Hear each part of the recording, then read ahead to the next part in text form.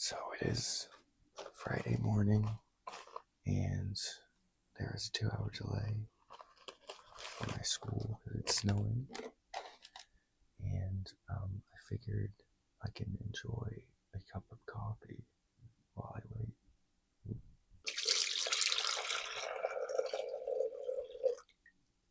So that's what I'm gonna do. Let me go get the coffee real quick.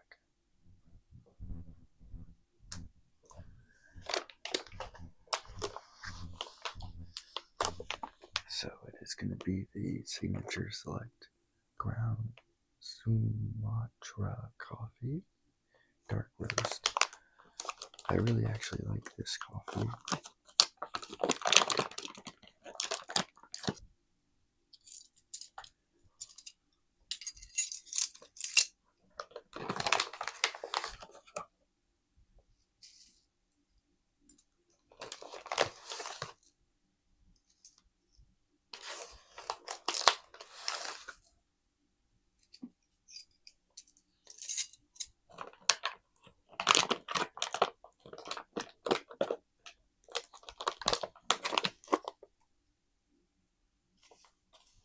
Alright, let's shake out the grounds.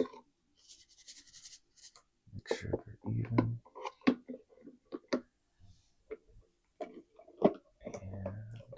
I'm going to get this coffee started.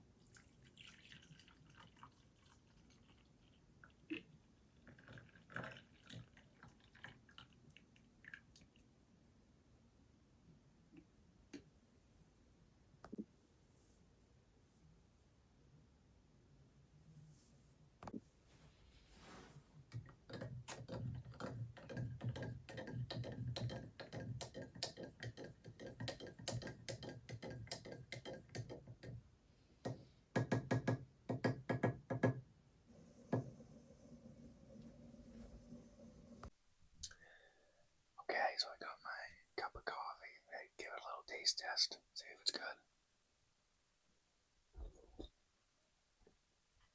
It is good. For a cheap brand of coffee, the Signature Select actually does pretty well.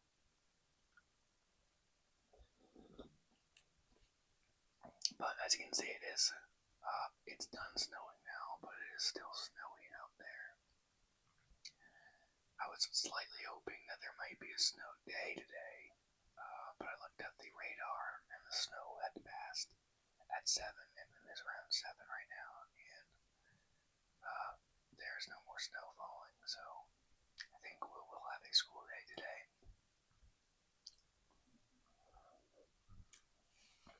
Which is fine. I don't know how many kids are going to show up. My feeling is some kids live like 30 minutes away, so I don't know if they're going to be showing up to school today. The plan for my class is a review for economics, so it's nothing new for the kids, which is a good thing. I have the Jeopardy game all created, and we're going to play through that and review equilibrium and how to decide if it's a surplus or a shortage. Classes are only going to be about 45 minutes on average. Some of them are going to be 40, some of them are going to be 50. So this actually worked out pretty well. And I'm actually okay with having that shorter class today, being it's just a review day.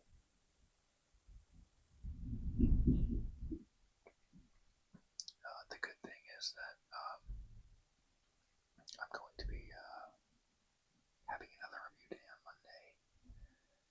So they're going to have their tests going to be on Tuesday. I'm going to do a full review day on Monday as well, just because I think that this is challenging stuff for 7th grade. I want to make sure everybody has a chance to do well on the test.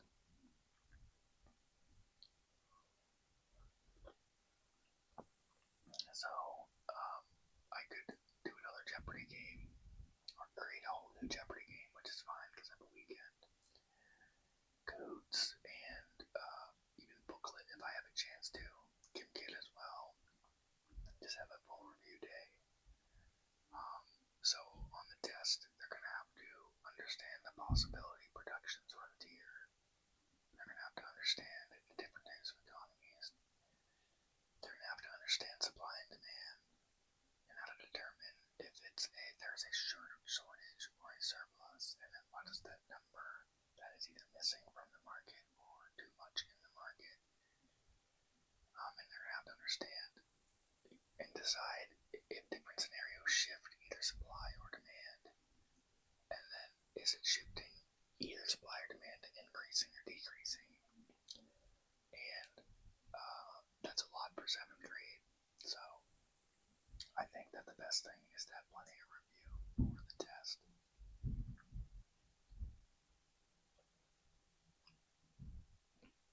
Especially when you have in middle school mixed classes, so you have really, really intelligent people in a class as well as people who really, really need help all in one class. So using the review to really kind of help out the kids who really need help while allowing the intelligent people to at least have some fun without being bored of me just re-going over things, I think is really important.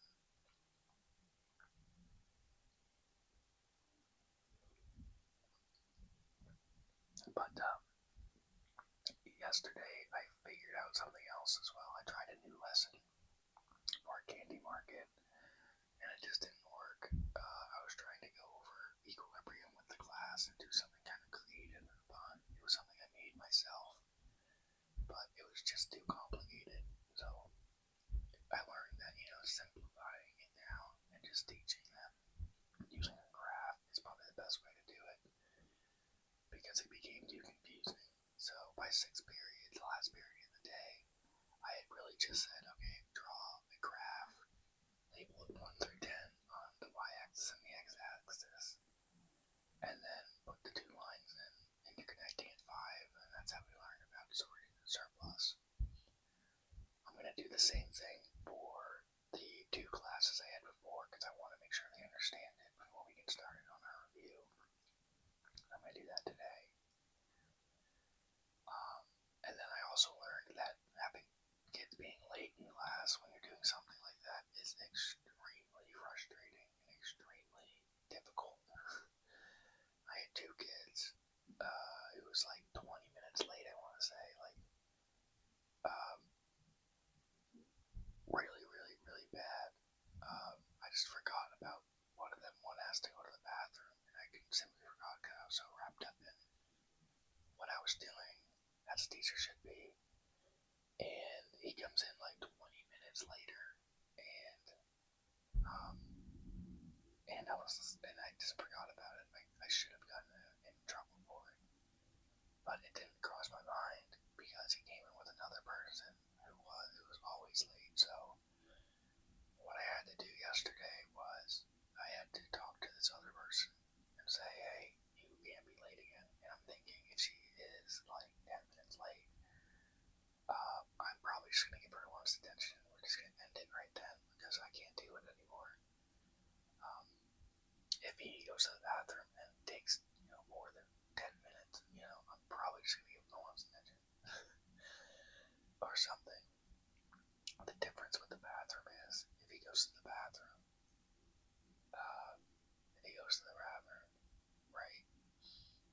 Just thinking in teacher terms, the student comes in the class, he asks to go to the bathroom. He might be taking a poop, right? So 10 minutes is probably the most I could give him, right? You have to keep it somewhat, a boundary somewhat, but 20 minutes yesterday was way too long. And it's my fault for just not noticing that. I was so wrapped up in teaching the rest of the class, I just forgot. I was just like, he comes in, and she comes in at the same time, and the whole class just shifted. I mean, we were going strong, we were going good. And then they start sharpening their pencils, because I just kind of ignored it. I was just like, I'm gonna keep going on, because you guys are late, I'm just just start sharpening pencils, like, way too much, just way too much. Just like, you don't need to sharpen your pencil for a whole minute. So I'm ignoring it because I want to keep doing this lesson, and to be honest, I'm not even thinking about them. I'm focused on everybody else. I'm focused on the people who are here trying their best, right? So, and then I'm just noticing it, and I finally just noticed you've been sharpening your pencil for like a minute. And I kind of snap. I don't yell, but I'm like, you guys go to your seat. You don't need to, you are purposely interrupting this class and being obnoxious. I think I said being obnoxious, I don't remember. And then quickly go to their seat. The kids, they're just like eyes watering.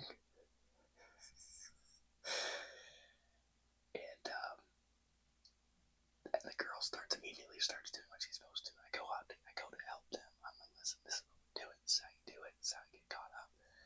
But I'm actually internally really frustrated that I have to do this. You guys missed 20 minutes of class doing God knows what. You're coming into class now, and then you're making a big fuss because I didn't immediately, welcome you in. I don't know why they were sharpening their pencil so much. They wanted attention, and I just wasn't giving it to them. And then when I was giving it to them, it was the negative kind. It was the kind of, you guys messed up. So, I know some middle school kids just love attention. I get that. So, when I didn't give it to them when they walked in late, they were looking for it another way. And that way was, I guess, sharpening their pencil for far too long. The girl shaped up, she was fine. The boy kept saying, I just need to sharpen my pencil, I need to sharpen my pencil. The pencil sharpener isn't working. Well, I dang know it was working because the stupid sharpener was kept going off all the time.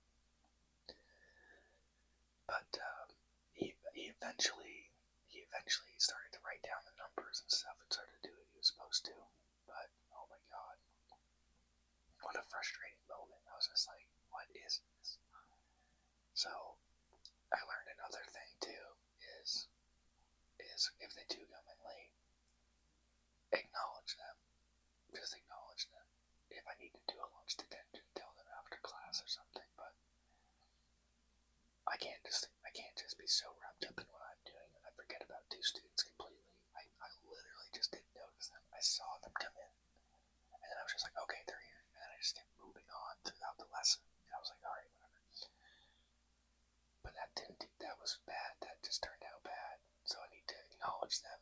Okay, welcome, whatever. Welcome in. It doesn't really matter. Welcome in, and then if they need to, let them, later. Here's your lunch detention. Welcome in. Here's what we're working on. Just to say, okay, I notice you're here. Cool. Kids are strange. But yeah, that was a little frustrating. I did talk to the girl because she's late a lot, and it's a thing that I ignore because she works with another teacher during intervention, which is a period of time between 4th and 5th block. And I asked the interventionist, and I was like, is this person with you? And she's like, I think so. So I don't know what's going on. I don't know why the interventionist doesn't specifically know if this person is with her during block 5. So today I'm going to call that interventionist if this person is not in class at the start of the class. Hello, is this person with you? And if she says no, and this student strolls in 10 minutes late, well, I know that I've been fooled for the last, 3 weeks, and that I need to give her one's attention immediately because I'm just like, you've been doing this too long. No warnings. I mean, you know you're supposed to be in at time. And I know some teachers just give detentions if you're late. They're just like, yeah, there is no warning. You gotta be here on time. So that's what I'm gonna do with this person. With the boy, he's probably gonna show up again. He shows up on time. He's gonna ask to go to the bathroom. But if he takes 20 minutes to go to the bathroom, I will definitely notice now. And if it takes 20 minutes, I'm sorry, lunch detention. I'll deal with the parent later if I have to. But just get that through that day. You can take 20 minutes to go to the bathroom. Especially if it happens 2 days in a row. But that was fun. Everything else went really well. Yesterday. Period 6. Chef's kiss, great. I had a lot of kids learning this stuff and getting it right on their IXL program, which is just a computer program that teaches or re-goes over what I learned. So, yeah, overall, not a bad day at all. And I'm not going to beat myself up about that. There's no point. Just learn from it and move on, But, yeah. I'm excited to get this day started. I'm going to have to shovel out the driveway, though. The person who I live with usually has a plow guy come in and plows the driveway, but I don't think he's going to be here by the time I need it. So, after I finish my coffee, I'm going to take a quick shower, get ready for school, and then just shovel out the driveway. I hope the roads are cleared. The road that I live on probably won't be, so it'll be fun. I am going to try to get to school, though.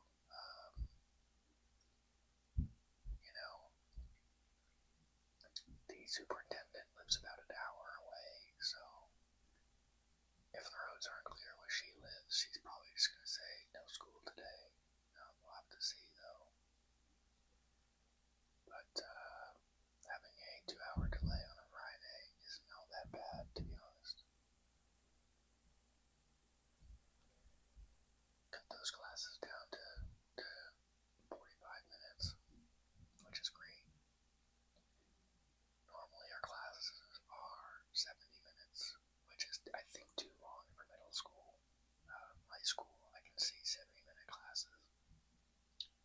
But for middle school, 45 minutes I think is good, to be honest, and that's what I'm used to teaching, is 45-minute, 50-minute classes. And basically all the lessons I've ever taught before are made for 45 minutes. So it's been a little bit of an adjustment moving to this school, but I keep thinking to myself, this is probably the best school I've worked at, just because they hold kids accountable, and the principal doesn't ask the teacher, or, doesn't blame the teacher, so to speak. Because these principals used to be teachers, so they know how tough it can be. So they'll understand, like, yeah, yesterday, if I were to give this student a lunch detention, and for some reason the student complains to the principal, the principal's not going to care, to be honest. Because the principal's just going to understand that, you were like 10 minutes, 15 minutes late for class. There's really nothing for you to say, which I appreciate.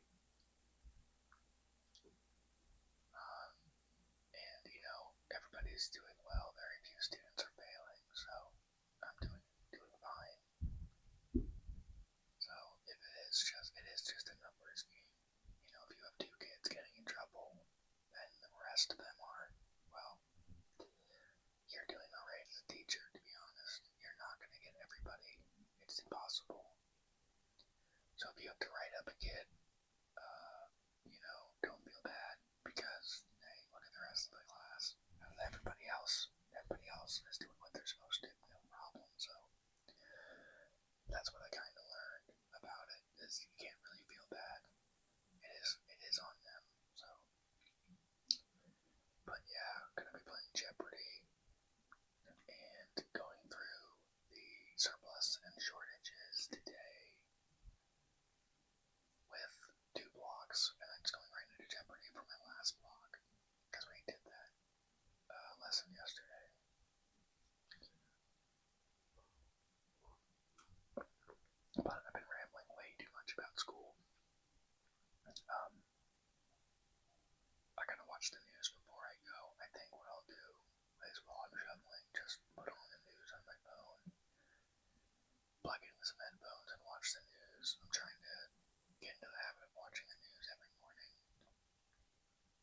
I know there's stuff going on